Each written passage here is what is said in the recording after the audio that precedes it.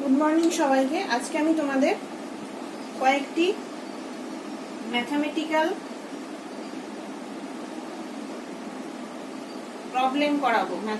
Problems করাবো on atomic structure. আমরা আগের দিন করলাম অরবিটাল কনসেপ্ট অবধি। 1 নাম্বার আমি এক একটা করে কোশ্চেন বলবো আর তাদেরকে সলভ করে করে যাব। গতিশীল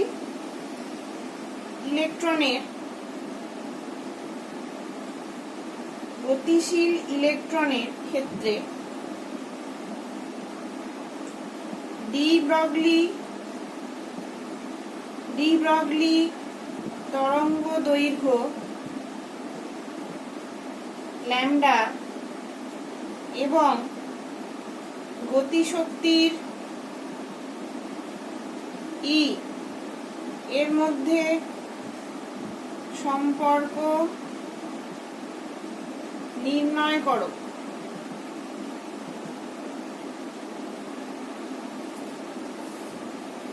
তাহলে আমরা জানি ই সমান গতিশক্তি, সমান হাফ mv² বা 2e সমান mv²। এটা আমরা একটা পেলাম।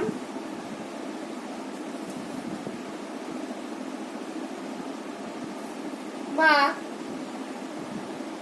দু সাইডে m দিয়ে গুণ করে দিলাম, তাহলে m² v², এটা একটা পেলাম। তাহলে mv সমান কি √2me। আর ডি ব্রগলি সমীকরণ থেকে আমরা পাই ল্যামডা সমান h/mv। তাহলে mv এর জায়গায় এটা বসিয়ে দিলাম h/√2me। তাহলে ল্যামডা সমান h/√2me। এটা হলো গতিশীল ইলেকট্রনের ক্ষেত্রে ডি ব্রগলি দৈর্ঘ্য তরঙ্গ ল্যামডার সঙ্গে গতিশক্তির মধ্যে সম্পর্ক।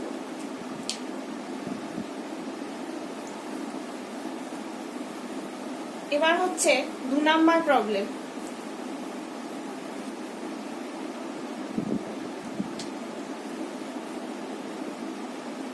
দেখাও যে n মুখ্য কোয়ান্টাম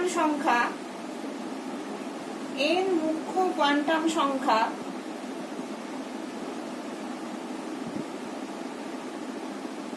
বিশিষ্ট কক্ষে সর্বাধিক 2n² সংখ্যক ইলেকট্রন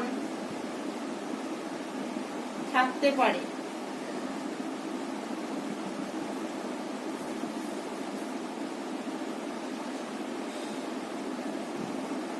তাহলে আমরা জানি 4টে কোয়ান্টাম নাম্বার আমাদের প্রয়োজন হয়, এগুলোর প্রয়োজন হয় একটা ইলেকট্রনের আবর্তনশীলতাকে ব্যাখ্যা করার জন্য।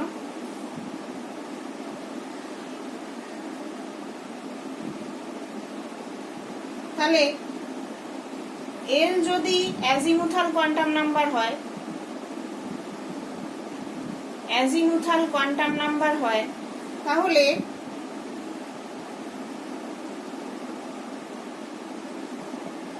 উপকক্ষকের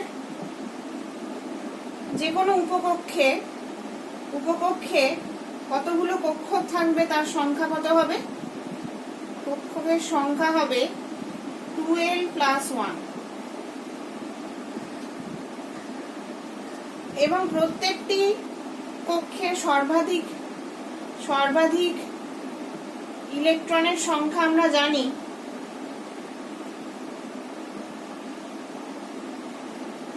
হয়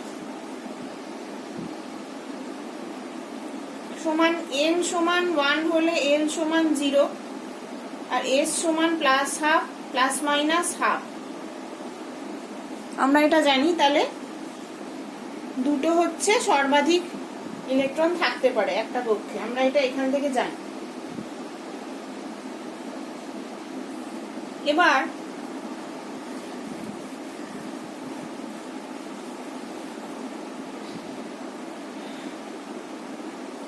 মুখ্য কোয়ান্টাম নাম্বার n হলে ওই শক্তি স্তরের l এর মানগুলো হবে 0, 1, 2 থেকে n-1। আমরা আগে পড়েছি এটা। তাহলে l সমান 0 হলে কতগুলো উপকক্ষক, মানে উপকক্ষকে l সমান 0 এই উপকক্ষটা হলে এর মধ্যে কতগুলো কক্ষক থাকবে? কক্ষক সংখ্যা হবে 2l + 1, মানে 2 × 0 + 1 মানে 1 একটা। l সমান 1 হলে কতগুলো কক্ষক হবে? 2 × 1 + 1, তাহলে 3। l সমান 2 হলে কক্ষক কটা হবে? 5টা।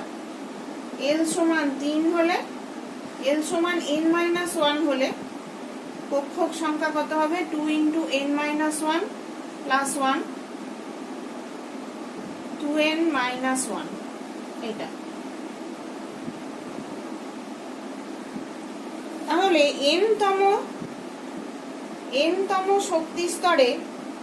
n-তম শক্তি স্তরে মোট কক্ষক সংখ্যা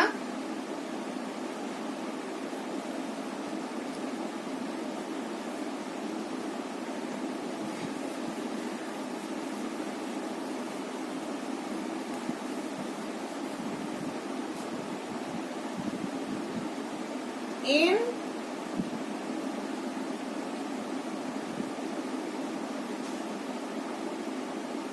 হলে n-তম শক্তি স্তরে মোট কক্ষক সংখ্যা হবে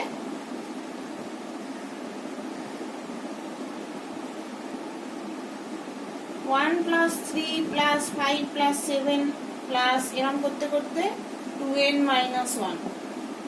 এটা আমরা জানি একটা এরিথমেটিক সিরিজ যার সামেশনের ফল হচ্ছে n/2 1 + 2n-1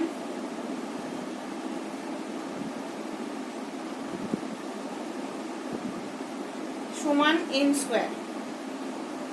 এবার n-তম শক্তি স্তরে মোট ইলেকট্রনের সংখ্যা হবে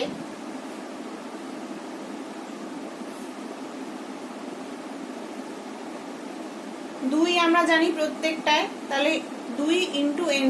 এটা আমরা প্রমাণ করতে পারলাম। এটা গেল আমাদের 2 নম্বর প্রবলেম। 3 নম্বর প্রবলেমে আমরা এবার আসবো। 3 নম্বর প্রবলেমে আসছি, যেখানে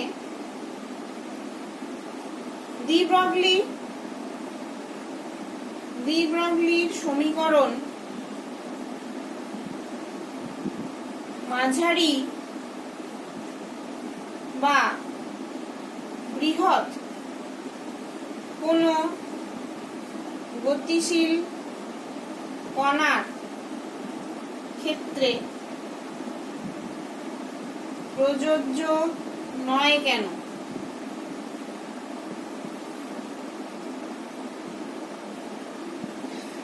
এটা কেন আমাকে ব্যাখ্যা করতে হবে। এবার আমরা কি করে একটা এক্সাম্পল নিই। ধরো একটি ক্রিকেট বল আছে,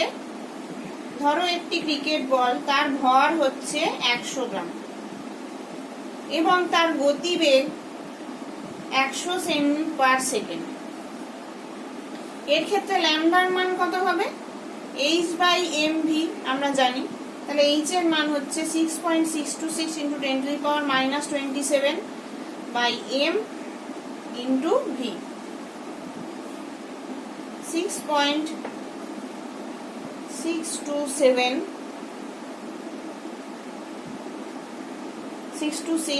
10⁻31 সেন্টিমিটার। এটা হচ্ছে ল্যামডার মান হবে, যে ক্রিকেট বলের ভার এত, গতিবেগ এত। তাহলে ল্যামডার মানটা আমরা দেখছি এই খুব ছোট, তাই এর কোনো গুরুত্ব নেই, এত ক্ষুদ্র মানের কোনো গুরুত্ব নেই। তাই বড় বা মাঝারির ক্ষেত্রে এটা প্রযোজ্য নয়। এটা এখান থেকে ব্যাখ্যা করা গেল। এবার একটা ছোট যদি ধরি,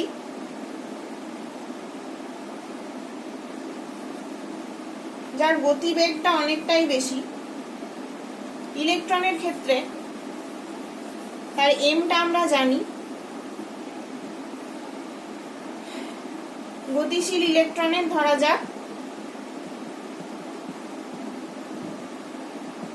ইলেকট্রনের ভিটা 6 × 10⁹ সেমি পার সেকেন্ড, তার ল্যামডা ইকুয়াল টু h/mv।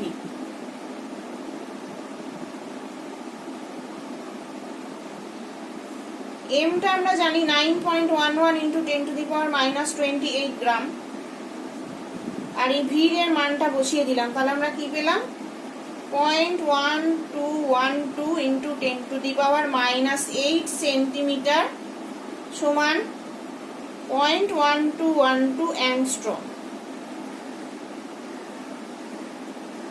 হয়ে গেল।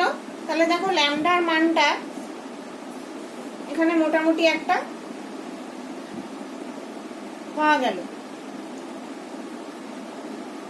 তাই ডি ব্রগলি সমীকরণ সাব অ্যাটমিক কণার ক্ষেত্রে, অনলি ফর সাব অ্যাটমিক কণার ক্ষেত্রে প্রযোজ্য হবে, এটা বোঝা গেল।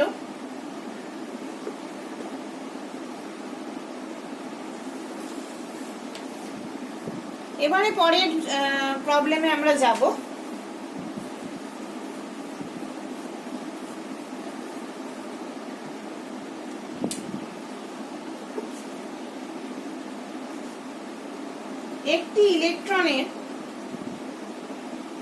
একটি ইলেকট্রনের কাইনেটিক এনার্জি ও পোটেনশিয়াল এনার্জি এর অনুপাত বা রেশিও কত হবে, অনুপাত নির্ণয় করো।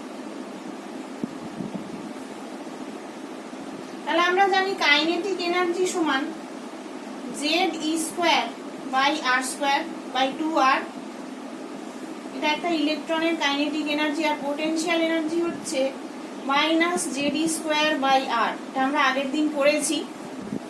তাহলে এর ratio kinetic energy is to potential energy কত হবে, Ze²/2r বাই -Ze²/r সমান Ze²/2r ইন্টু -r/Ze²। এই দুটো কেটে গেল, কত পড়ে থাকলো, হাফ, -½ সমান -½ এটা হচ্ছে অনুপাত। 5 নম্বর প্রবলেমে আমরা যাব। এটা হচ্ছে হাইড্রোজেন অ্যাটমের অঙ্ক। হাইড্রোজেন পরমাণু ক্ষেত্রে বামার শ্রেণীর কোন ইলেকট্রন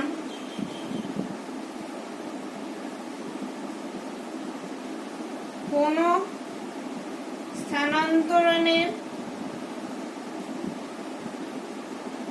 কম্পাঙ্ক He+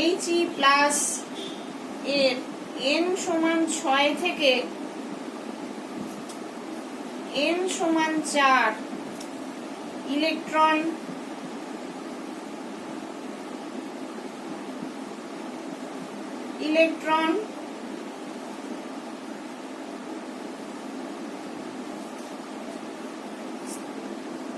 স্থানান্তরণের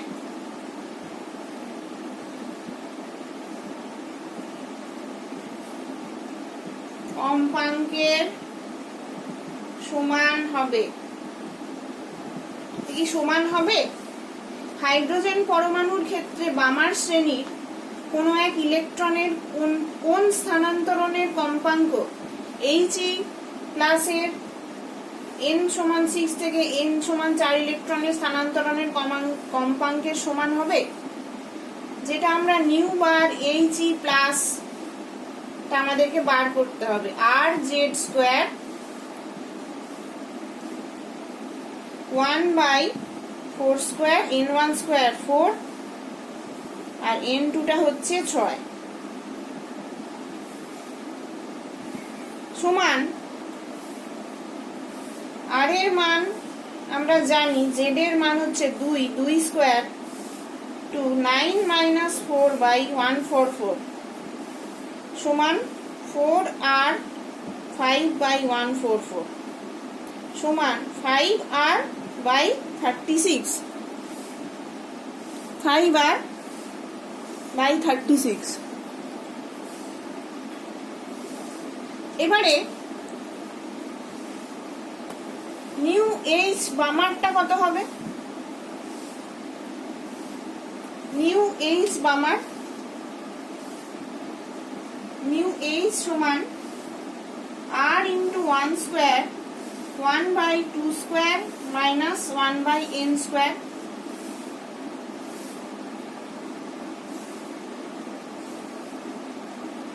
এটা হচ্ছে হাইড্রোজেনের ক্ষেত্রে বামার হচ্ছে n1 টা 2 হবে, আমরা জানি। তাহলে এই দুটো যদি সমান করি, কোনটার জন্য সমান হবে সেটা জানতে চেয়েছি। এই দুটো যদি আমরা সমান করি তাহলে আমরা এখানে কি লিখব? 5r/36 5r/36 সমান এইটা।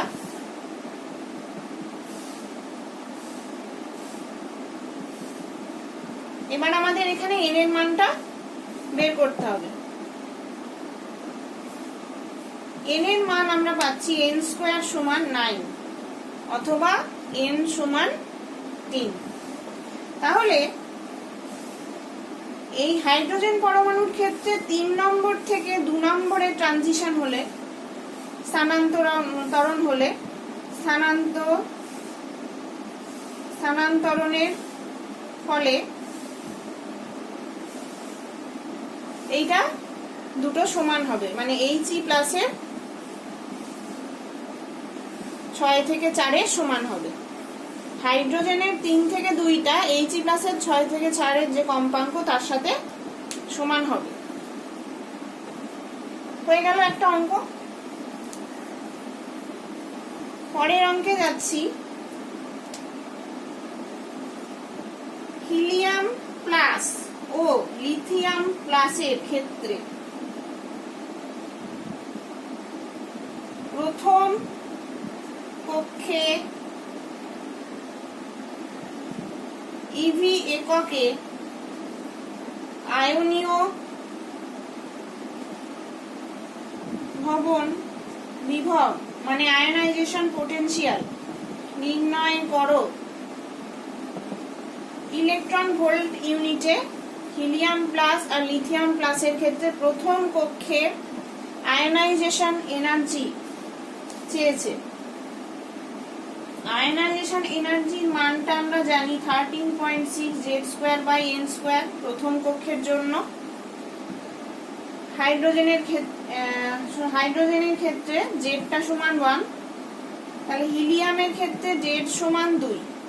তাহলে হিলিয়াম প্লাসের ক্ষেত্রে কি হবে? 13.6 ইন্টু 2²/1, তাহলে 54.4 ইলেকট্রন ভোল্ট।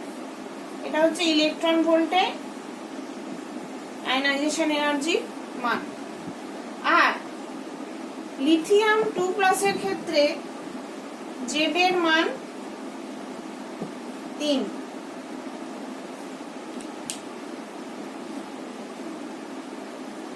তাহলে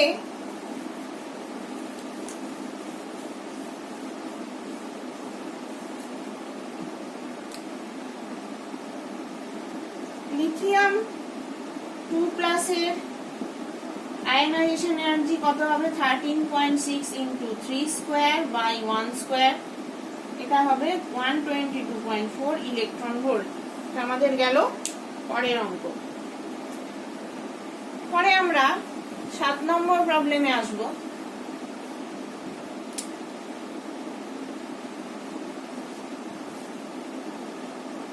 একটি ইলেকট্রনের গতিবেগ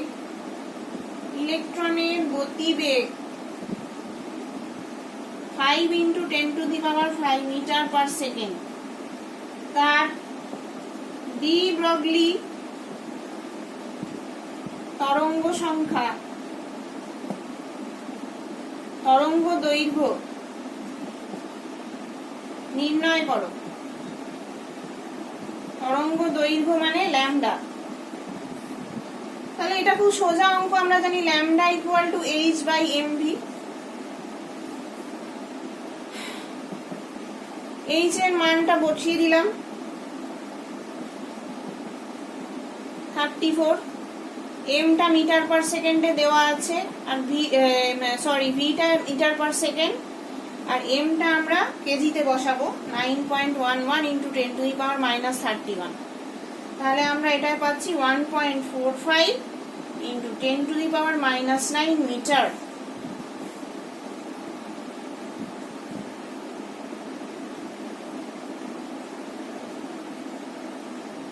এটা গেল আমাদের ল্যামডার মান। পরের অঙ্কে আমরা যাব।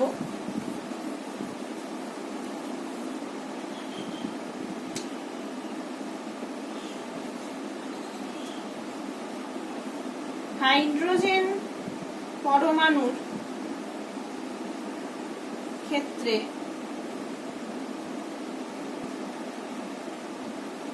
দ্বিতীয়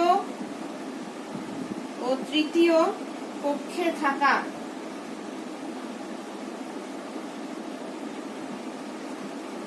একটি ইলেকট্রনের শক্তি যথাক্রমে এইটা আর এবং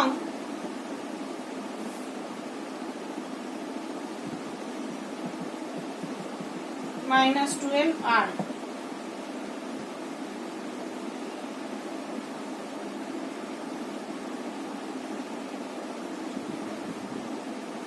তাহলে প্রশ্নটা কি? তৃতীয় থেকে দ্বিতীয়তে বোর কক্ষে অবতরণ হয় যখন ইলেকট্রনটি, তার তরঙ্গ দৈর্ঘ্য নির্ণয় করো।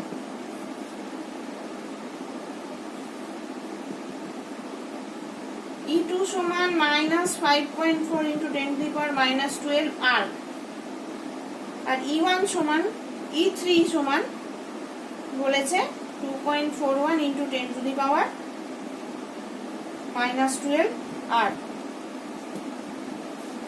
এবারে E3 - E2 সমান h নিউ, আমরা আগে পড়েছি প্ল্যাঙ্কের সূত্র ধরে। E3 - E2 সমান h নিউ। নিউ এর জায়গায় আমরা c/λ লিখতে পারি। তাহলে ল্যামডা সমান E3 - E2/hc।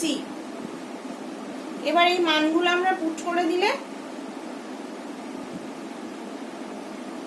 না, ল্যামডা সমান hc/E3 - E2। এবারে এই সবকটা মান আমরা পুট করে দিলে ল্যামডার মানটা পাই 6.604 × 10⁻−5 সেন্টিমিটার, অথবা 6604 অ্যাংস্ট্রম।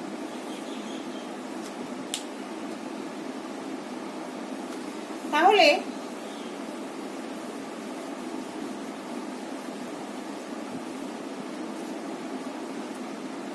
পরের অঙ্কে যাচ্ছি। প্রথম বোর প্রথম বোর কক্ষে থাকা একটি ইলেকট্রনের শক্তি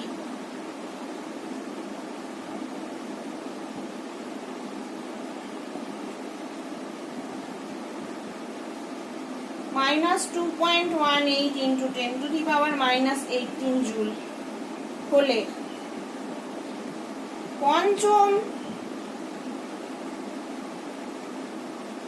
পঞ্চম কক্ষে থাকা ইলেকট্রনের শক্তি কত হবে? প্রথম বোর কক্ষে থাকা ইলেকট্রনের শক্তি বলে দিয়েছে।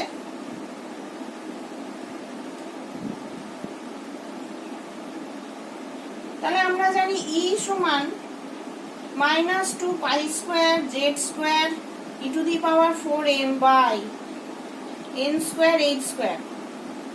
তাহলে E1 এর ক্ষেত্রে E1 টা সমান বলে দিয়েছে -2.18 into 10 to the power -18 joule. E1 সমান হবে এটা সমান এইটা। তাহলে E5 এর ক্ষেত্রে শুধু n স্কয়ারের জায়গায় আমরা 5 স্কয়ার লিখব, -2.18 into 10 to the power -18 by 5 square. এটা হবে -8.72 into 10 to the power -12 joule. সোজা, কারণ এইটা হচ্ছে কনস্ট্যান্ট, শুধু n এর মানটা চেঞ্জ হচ্ছে। তাহলে E1 সমান n এর মানটা 1, তাহলে এই কনস্ট্যান্টের মানটা হচ্ছে এইটা। এবারে E5 মানে n এর মান এখানে 5, জাস্ট এখানে 5 স্কয়ার পুট করে দিলেই আমরা পঞ্চম স্থানে যে ইলেকট্রনের শক্তিটা পেয়ে যাব।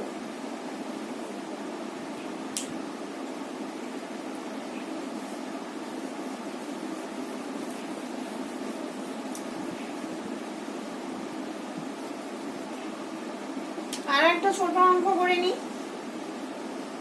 একটি ইলেকট্রনের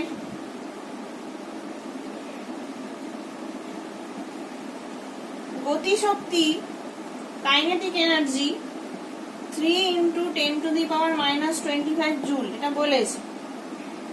এর তরঙ্গ দৈর্ঘ্য মানে ওয়েভলেন্থ নির্ণয় করো।